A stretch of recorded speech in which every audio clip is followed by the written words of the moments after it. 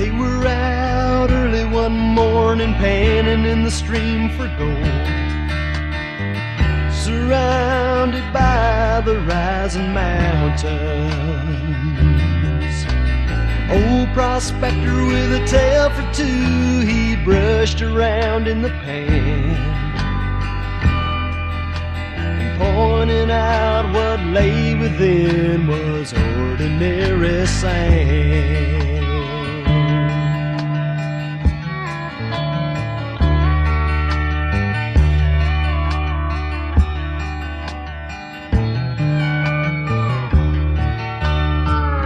He began with his story about 20 years before, and a younger man who sought his fortune. With a tear or two he told of searching for his treasure, but making known the gold he sought was ordinary pleasure.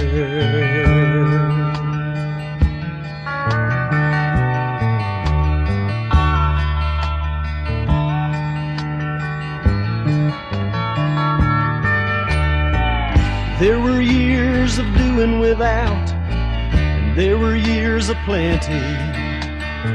He started thinking that life was never steady,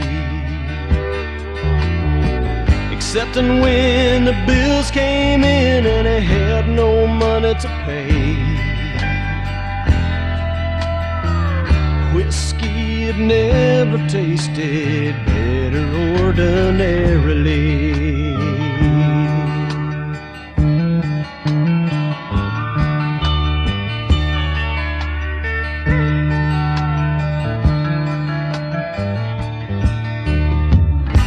Concluded his story as it filled the air with a laugh, saying how he found the Lord and Savior,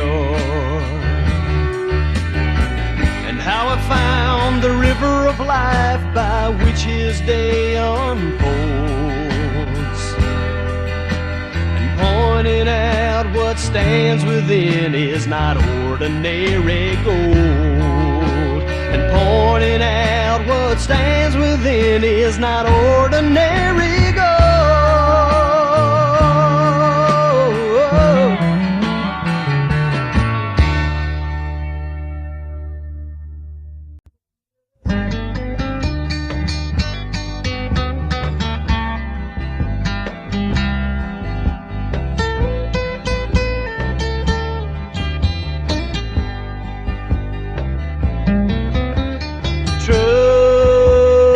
Trust in God, believe upon His promises. Through His word we can see His wonders, signs and miracles of His love. We can return His love with devotion, standing on His word before all men. We are His beloved and His chosen, walking in this life renewed with peace. Trust in God, believe upon His promises.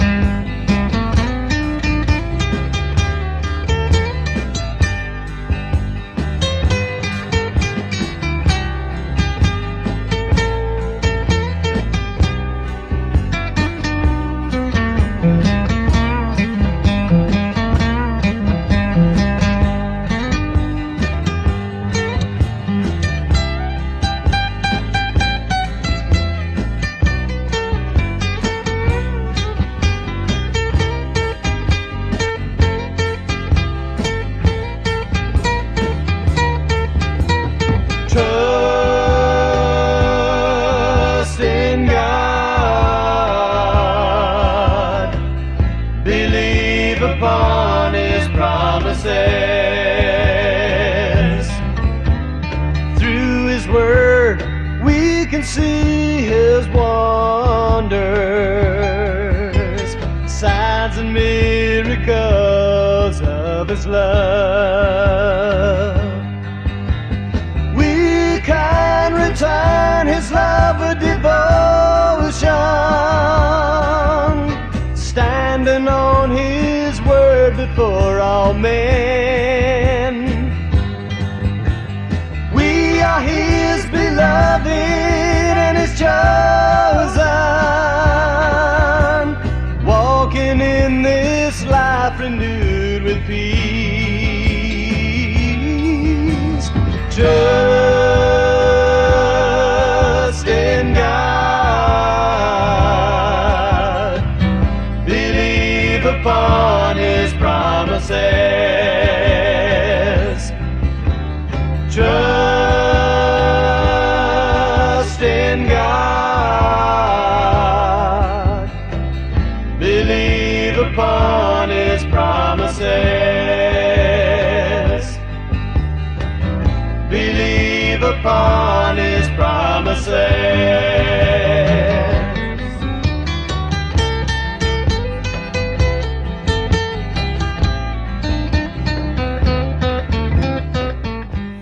Well, hello. This is Mark Wallace with True North Studio, and today the title is Beating Back the Spirit of Fear. The first week my oldest brother got his driver's license, he misjudged a turn and put a long, ragged dent in the left side of our family's red and white 1961 Volkswagen van. The other 5 of us Wallace kids wondered what punishments Brett was going to get. Grounded for a week, pay for all damages, sentenced to hard labor in the backyard with Grandma D. Well, my mom shocked us all when she told him to jump back into the van and drive around for a while, alone. Well, my pea-sized, red-headed brain was perplexed, confused, and baffled, so I asked her why. She said something I'll never forget. I don't want him to build up a fear, so I made him jump back in the van and drive. That's how we were taught to deal with fear. Jump back in and drive. Today we'll cover a topic that may hit close to home.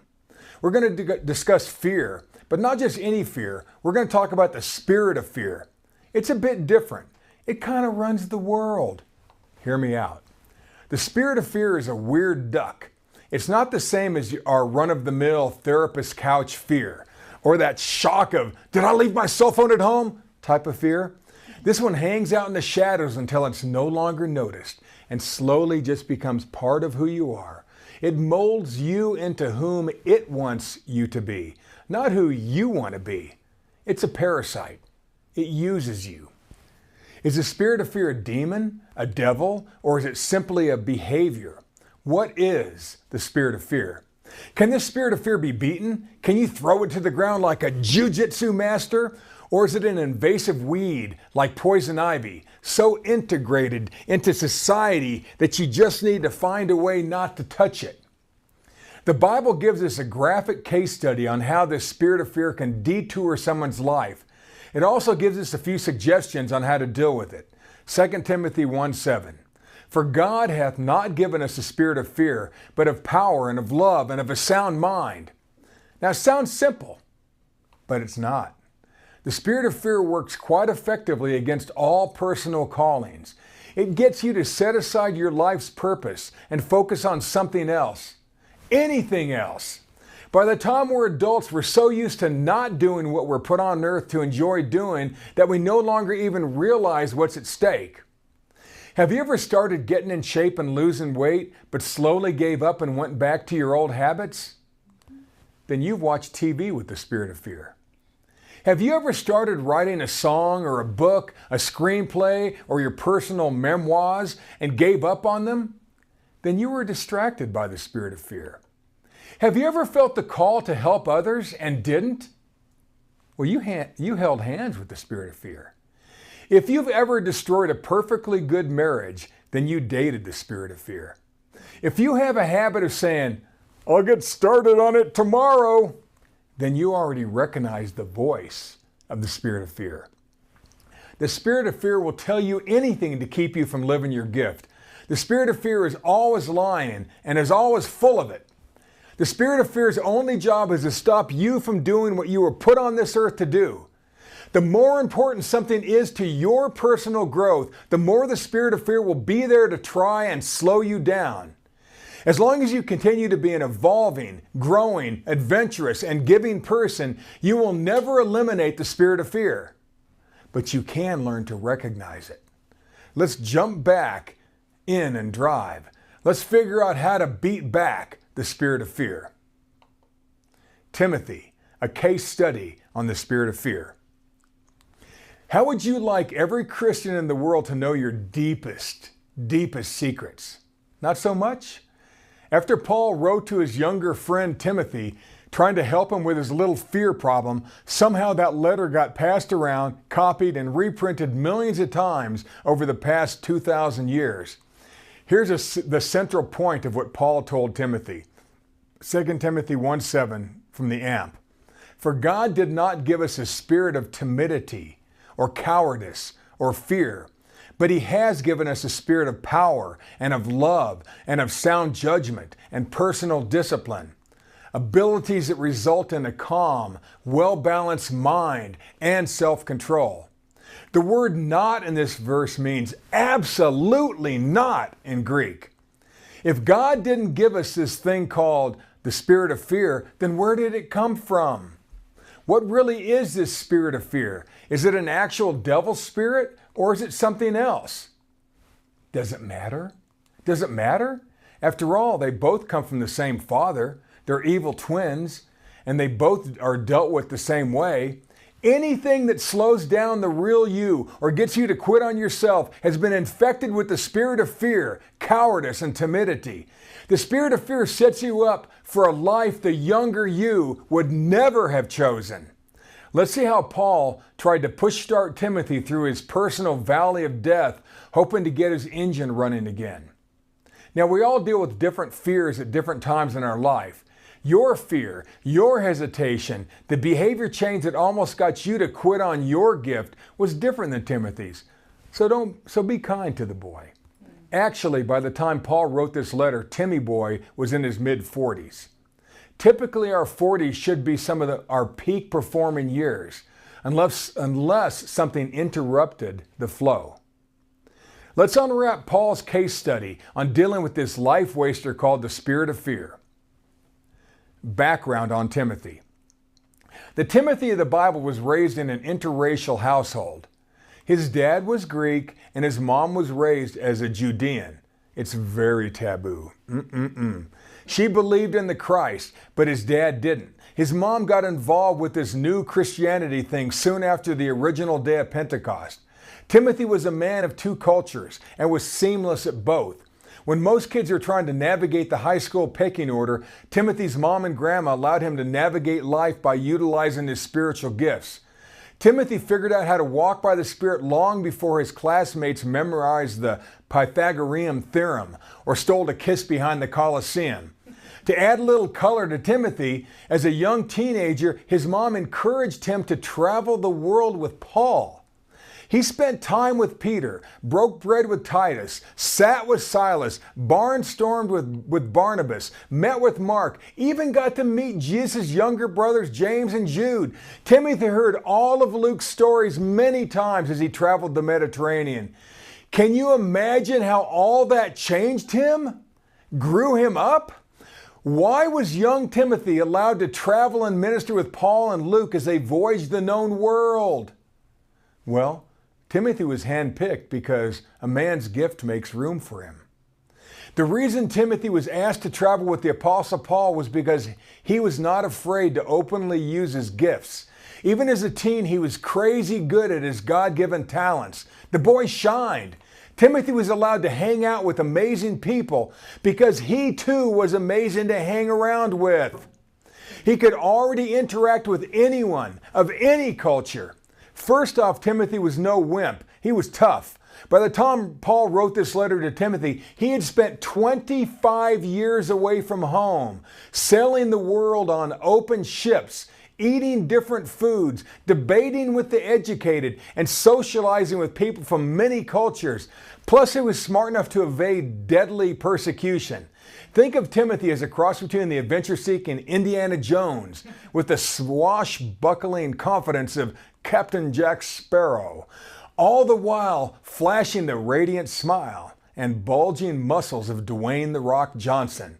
Timothy was a badass with heart.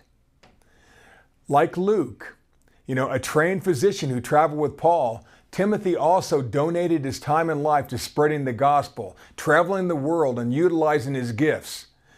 By the time 2 Timothy was written, Timothy had voyaged with Paul for maybe 25 or 30 years, a full career.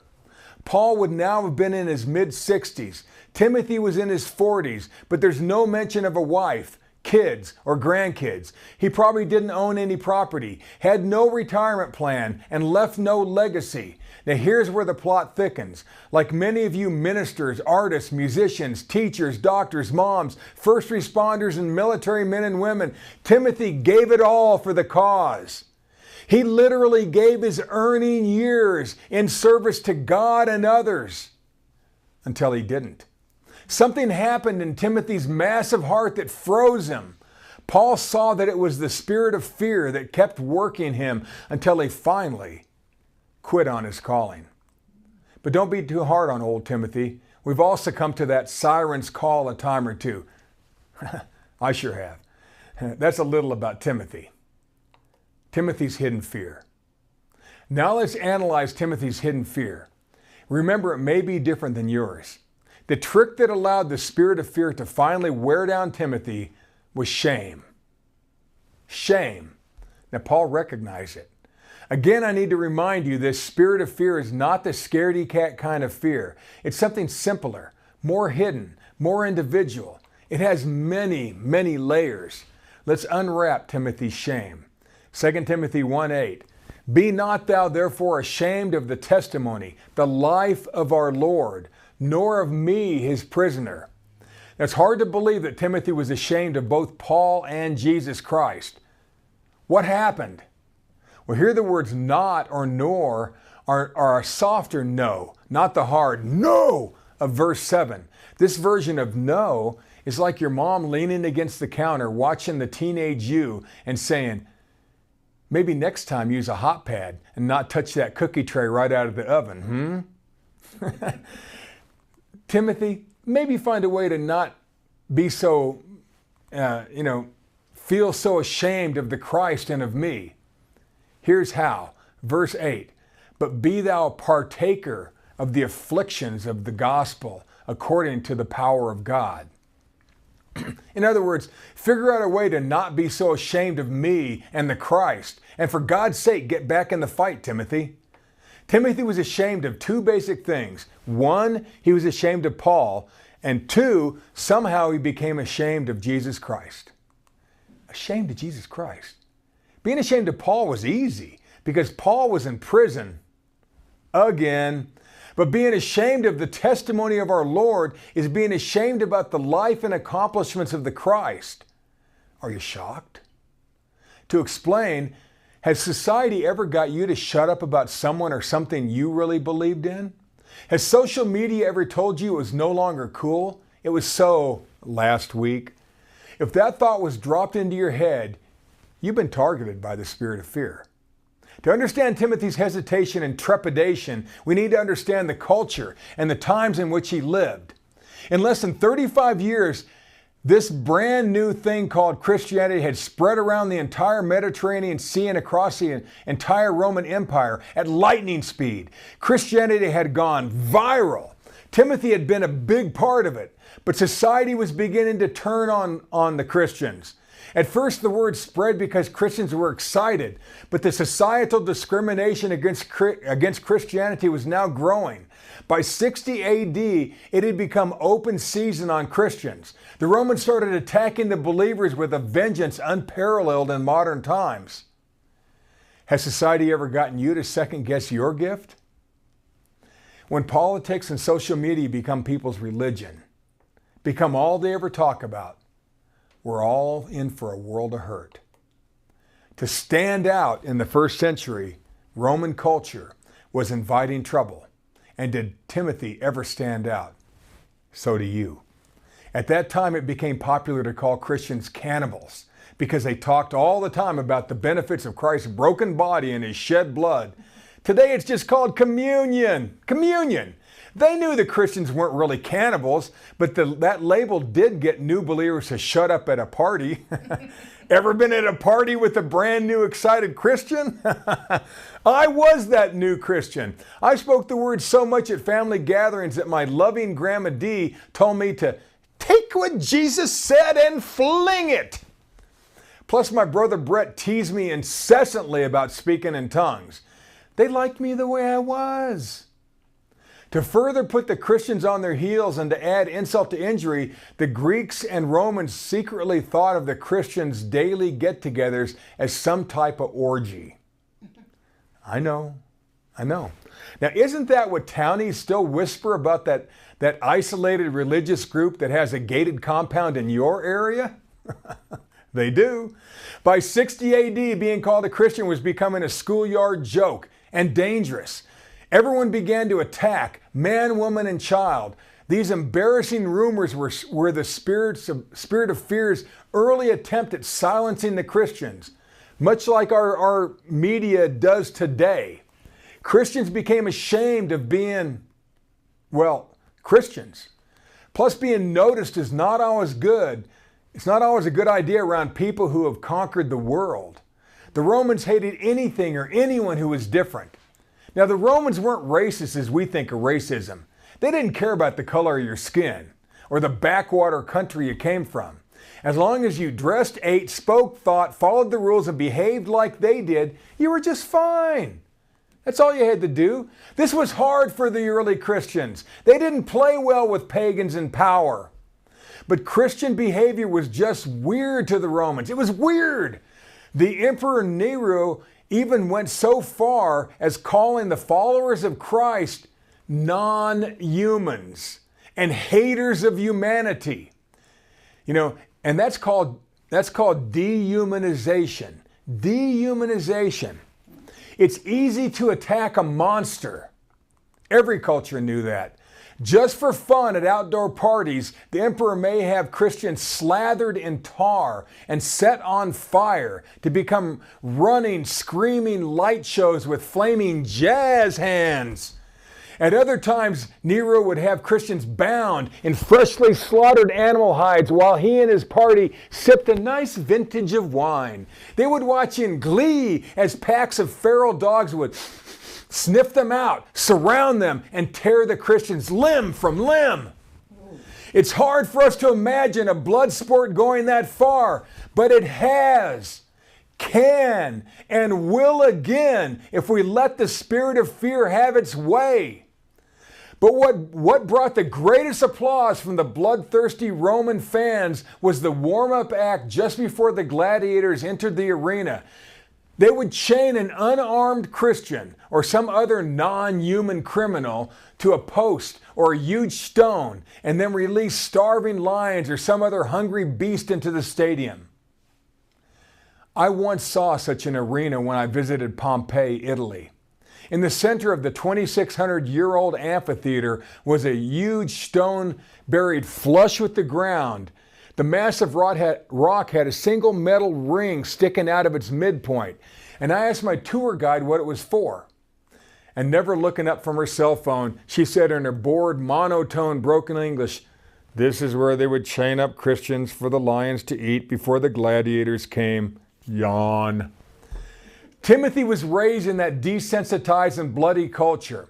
He knew everything about it. He also knew how to fit in, and had easily evaded personal attack, imprisonment, and death for maybe 25 years. He also knew all too well that lately the life expectancy of a Christian was less than that of someone who participated fully with the Roman state religion and lifestyle. But over time, the spirit of fear spun Timothy into retrograde motion. Timothy's slow, debilitating shame will make more sense to you when you realize that one of the things that intensifies what we now know as PTSD is shame. Shame. Do you think Timothy was slightly traumatized by what he saw and had to avoid for over 25 years? What about his Christian friends being brutalized and killed right in front of him? What about all those years you lived on the edge? Do you really want to repeat them? Timothy rationalized, Paul shot his mouth off again and got himself thrown in prison again. Now he's asking me to travel halfway around the world to just walk in and visit him at the Supermax in Rome. But what if they grab me too? My friend just died trying to help him out. This kind of fear, when silently repeated to yourself over and over and over, wears at you. Shame wears you down. It wears you down. Timothy had long ago given up any hope of living a normal life, but he still wanted to live. He never built a career, never had a wife or raised a family, never stayed in one place. He had left his friends and family behind 25 years earlier to travel with Paul. He also knew what happened to his friends Onesiphorus, Demas, Titus, and many others. He knew that almost all his believer friends back home in the Northeast Mediterranean had already turned their backs on Paul's gospel and went back to their old lives. This messed with his head. It messed with his head. 2 Timothy 1:15. This thou knowest, that all they which are in Asia be turned away from me, of whom are Philologus and Hermogenes. 2 Timothy 4:10 also adds, for Demas hath forsaken me, this is Paul talking, having loved this present world, and is departed unto Thessalonica. Now, Cretans to Galatia, Titus unto Dalmatia. Didn't Paul write a letter to Titus too? He did. The weight of the world, the Roman threat, dangerous politics, and most of his friends leaving Paul's traveling ministry show was a secret burden of shame that weighed Timothy down like a millstone, and he felt every pound of it. Being ashamed of what you believe was a spiritual cancer in 65 AD. This being ashamed of Jesus Christ and Paul was how the spirit of fear froze Timothy and many others. Also, the debilitating shame of giving up on his own calling stopped Timothy's forward progress and shut down his personal ministries. He was torn. He was torn. This is the way of the spirit of fear. The second use of shame. In the second verse on shame, Paul takes another swing. This time he handles the being ashamed of Christ's peace. Paul lets Timothy and us know there was no way in hell he was going to let shame stop him. Now sure, the shame of being a Christian was real. It's a real temptation in 65 AD, but Paul found a way to live above the spirit of fear. He knew that the shame of being a Christian was now built into Roman society by that same spirit of fear. Paul hung on to who he was in Christ, to his calling, to what Christ went through for us. See verses 9 through 11. Paul forced himself to remember he held the gift ministries of an apostle, evangelist, and a teacher. That was Paul's why. That's his why, or why he existed.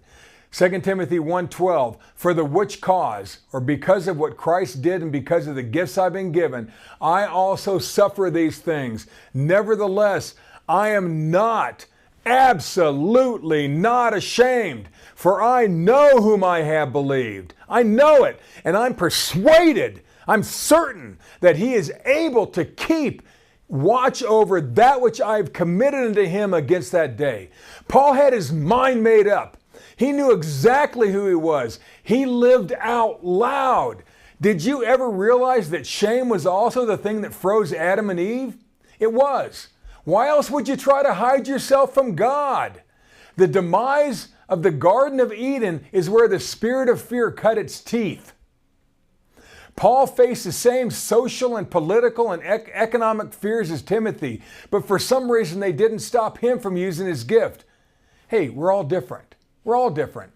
While in some type of Roman jail or prison, Paul wrote Ephesians, Philippians, Colossians, Philemon, and 2 Timothy. Have any of you ever been in a third world jail or prison? It's not such a nice place. As a teen, think long-haired hippie, I experienced many small-town Texas jails with green metal bunk beds, no blankets, no food, mean inmates, and hateful sadistic guards. But they were nothing like the prisons that Paul was somehow able to thrive in. I can't imagine trying to write a letter, much less an epistle, while in one of those places. Man, what stops one person doesn't always affect another. Some people are better at allowing the fear of social pressure to roll off their backs. Others aren't. You all know how the bullies that troll social media affect people today. It's sometimes deadly. Deadly. The real question is, do you know what stops you from doing you? Do you know what stops you from doing you? Could it be the spirit of fear? You may want to answer yes. Anything that stops you from being the best you possible is always the spirit of fear, directly or indirectly. We wrestle not, Ephesians 6:12. Other things wore Paul down, but not shame. Now, I'm not as tough as Paul, but I have my good points. Shame affects me a bit, but not all the time. 3 times people tried to kill me as I was speaking the word to them, twice with pistols. Even while the cold steel bruised my ribs, it didn't stop me from speaking the word to them before I snatched the gun from them. I'm weirdly stupid that way, but other things stop me. The simple cares of the world have rusted my gears many times, or thinking I had what it took to repair another man's broken ministry once slowed me down to a desert death crawl. I think I even saw vultures circling overhead. What stops you? What moves you to inaction? What moves you to inaction? Notice the play on words. What gets you to quit on yourself, or on your gift, or on your diet? At its deepest root, my friends, that would be none other than the spirit of fear. Remember, the spirit of fear has been around long before the first true humans, complete with body, soul, and spirit, walked with power in Eden. Paul was simply telling Timothy that he personally wasn't affected with the shame the same way Timothy was. The spirit of fear is very personal, and patient, and sneaky, and knows exactly how to stop you. Do you know how to back it off? Do you? The third use of shame. Now we'll look at the third and final mention of shame in this spirit of fear section. Here's our concluding usage of shame in Paul's letter to Timothy. This one breaks my heart. 2 Timothy 1:16. The Lord give mercy unto the house of Onesiphorus, for he oft refreshed me, and was absolutely not ashamed of my chain. Absolutely not ashamed of Paul. But when he was in Rome, he sought me out very diligently and found me. The Lord grant unto him that he may find mercy of the Lord in that day. And in how many things he ministered unto me at Ephesus, thou knowest very well. Here the Greek word for not ashamed has nothing to do with feelings like it did back in verse 8. Here it means that Onesiphorus abso-freaking-lutely felt no shame because of Paul being in prison. Not even a twinge, not even a skosh. Onesiphorus was absolutely not ashamed of what people said about Paul being locked up. He could care less. But Timothy allowed the shame game to kick his behind. Paul closes out this section on controlling the spirit of fear by mentioning a man Timothy knew very well, Onesiphorus. Paul is pulling out all the stops now. He wants Timothy to move despite his fear, despite what all the other friends have done, despite the danger, just like he had done for 25 years. There was only one major prison in Rome in the first century, and it was a chamber built 4 to 5 meters underground. Prisoners were literally dropped into the dark cavern. There was one way in and one way out through a manhole maybe 12 feet above the floor. Look up the Mamertine prison in Rome. This may have been one of the places where Paul was incarcerated. Paul mentions how Onesiphorus came to Rome and had a hell of a time finding the hole in which the Romans had hidden him. Onesiphorus found Paul at great cost to himself and his family. The terms "give mercy to the house of Onesiphorus" and "finding mercy in the Lord's day" are just soft ways of saying that this man had given his life. Paul was telling Timothy that Onesiphorus had passed away trying to help him. Now, what do you think his recent death did to Timothy? What do you think? Supporting Paul was a dangerous business. Paul is also addressing this part of his letter to anyone who knew this man's family. It's the equivalent of what we know today as a GoFundMe site. In that culture, there was no welfare, no government relief, no homeless shelters, no stimulus checks. Without a husband and dad, the family was about to face some really hard times unless people kicked in and helped. They would need mercy, compassion, and the kindness of others just to survive as a family. Paul also needed mercy to stay alive while he was in that hole that could have been the Mamertine prison. Onesiphorus was the guy who brought him food, clothing, and writing supplies, but now he's gone. Now he's gone. He's dead. The guy's dead. Timothy was asked to pick up the slack where Onesiphorus had left off. What the Romans called a prison was only a holding tank for non-human criminals until trial, which usually ended up in death by crucifixion, death by wild animals, or death by the gladiators. Did any of you notice that the word mercy was used twice in that paragraph? The word mercy here means active compassion, not withheld judgment. Paul is saying by revelation that Onesiphorus will be super blessed and wonderfully rewarded in the future, but his family really needs help right now. Timothy felt every word. He felt every word. From the context, we know that Onesiphorus literally gave his life in helping to care for Paul. Did his sacrifice make a difference? Did it? Did it? Think about it. We may not have certain parts of the Bible if it wasn't for fearless men like Onesiphorus and his supportive family. Did his legacy inspire Timothy to break through his fear and act? We don't know, because the Bible doesn't say. A Roman prison was not like an American prison.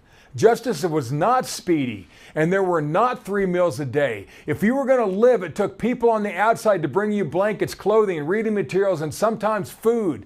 They had to give at their own expense. They had to gain access to the prison.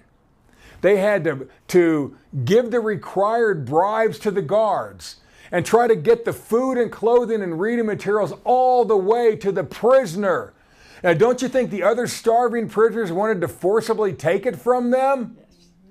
Onesiphorus had done that for Paul over and over and over in different cities, and it cost him his life. Onesiphorus was absolutely not ashamed of Paul's imprisonment, which means he was also fearless in the face of the Romans. And the Romans didn't like people who weren't afraid of them. Those people were outliers, deviants, and troublemakers. Onesiphorus was one tough hombre. He kind of reminds me of you.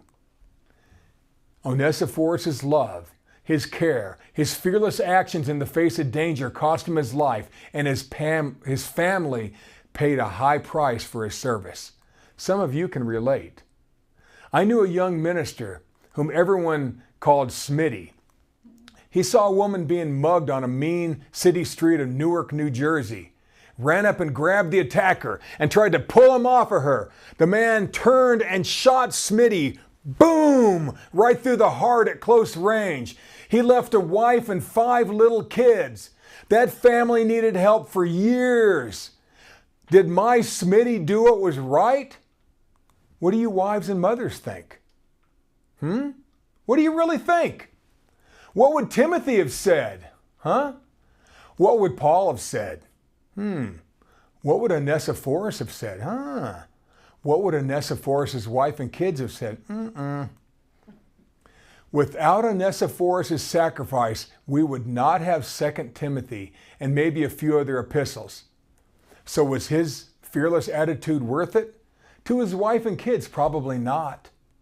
But to the millions of us who've benefited from Paul's many letters, the answer is hell yes. Hell yes.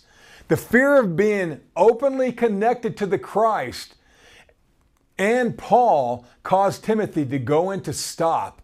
And his shame of inaction ate him up on the inside. Shame was the mindset, the personal petri dish of the spirit of fear for Timothy. It's probably different for you. Putting fear into the spirit of fear. The spirit of fear is anything that stops you from bringing out the very best of you. One more time with 2 Timothy 1:7. For God hath absolutely not given us a spirit or mindset of fear, but He has absolutely given us the ability to walk with power and of love and of a sound mind. Right in that verse is God's three-part antidote to the spirit of fear, regardless if it's an actual spirit or just personal weakness. When we accept that God has already given us the tools to deal with the spirit of fear, our life takes on a different hue. Things that have been stopping us may begin to look smaller. The cure for the spirit of fear is action based on power, love, and sound mind. But what do they mean? What do they really mean? These are all learned behaviors. They aren't God's job. These are three things we decide to do. We decide to do them. They're the environment that's just outside the reach of that vicious chained dog called the spirit of cowardice. These can help you tamp down the spirit of timidity so you can be the person, so that you can be the person you're designed to be and do what you were put on earth to do. Now, I need to point out that these three cures, power, love, sound mind, are also listed in Paul's fruit of the Spirit in Galatians 5. They're even in Peter's virtue checklist in 2 Peter 1. Paul's letter to Timothy was written a full 10 years after his fruit of the Spirit list in Galatians. Paul summarized his list of 9 fruit down to these 3 mindsets. Down to those 3 mindsets. That means that the 17 works of the flesh outlined in Galatians 5 are simply called the spirit of fear in Timothy. It's a fascinating study.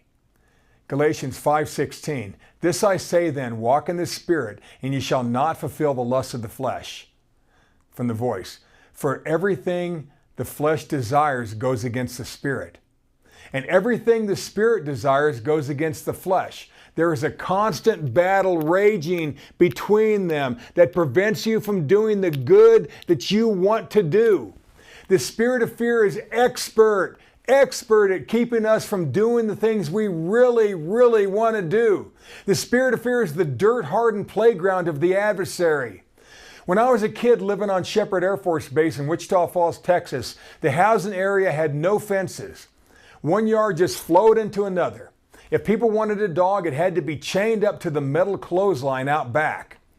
Now, most dogs would run up to us and were more than happy to let us pet them.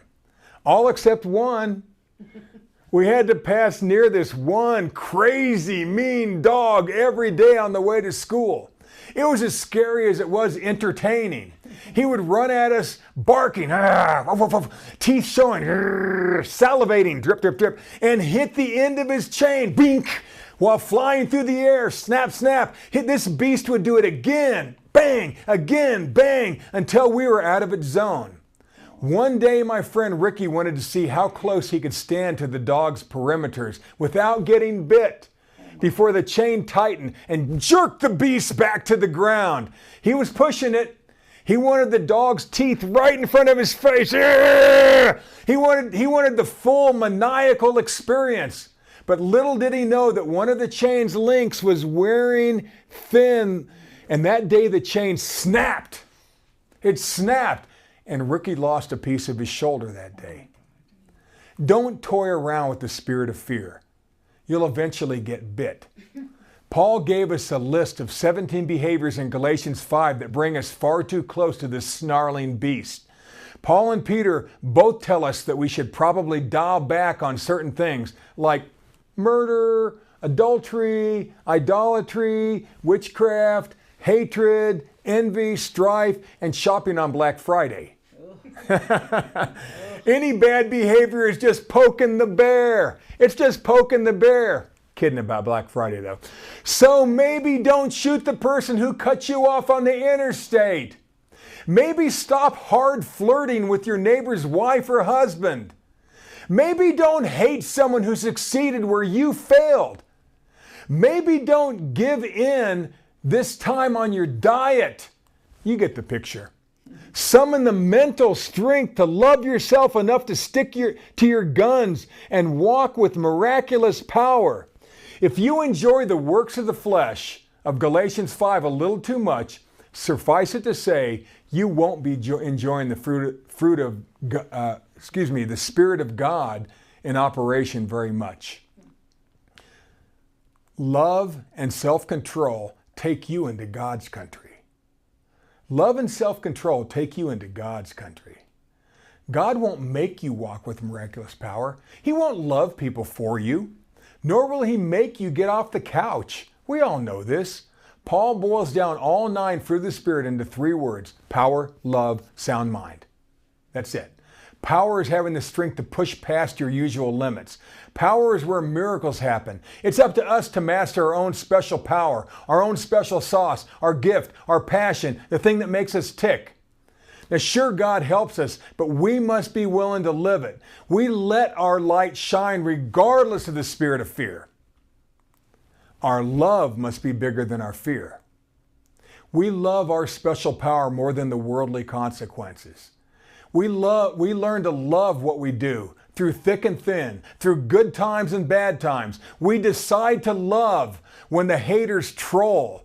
We love what we're called to do. In fact, we love what we do so much that it doesn't matter what anyone else says or does.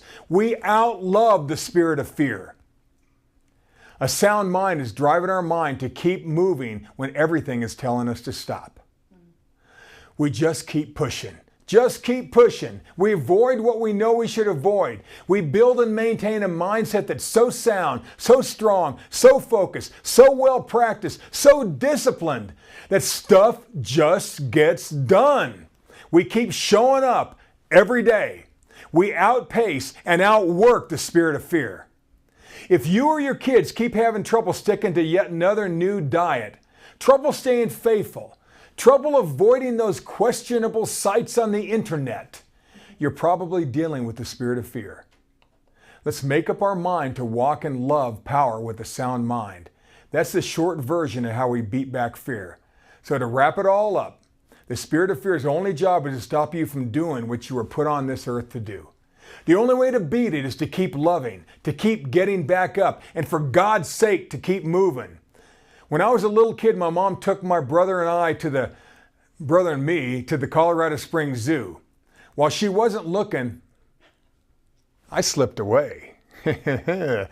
When she finally saw me again, I was wandering around in the giraffe enclosure among those 15-foot tall freckled monsters. The staff had to rush in and get me out of there. The next time we went to the zoo, she had me on a leash. Literally. She had to protect me from myself. Sometimes we need a little help. Be that friend. Be that friend. Paul was that friend. He was just trying to get Timothy to get back in the car and drive. Timothy had already been living strong for 25 years, but now his life was getting to him. Society was getting to him to reconsider his life choices, his passion, his calling. Paul wanted Timothy to remember how he had thrived for years before he allowed the spirit of fear to freeze him. The same is true for us. It's time we struck fear into the spirit of fear. Let's get back to doing what we were put on earth to do. The world needs your gift. You do this by relentlessly living your power, your purpose, your passion, all the while injecting your life with a love that doesn't require applause. As long as you continue to be an evolving, growing, adventurous, and a giving person, you will never eliminate the spirit of fear. But you can learn to beat it back. Let's jump back in and let's live our best life until the fear is gone. The leash is off. It's time we beat back the spirit of fear. God bless you all. I love you.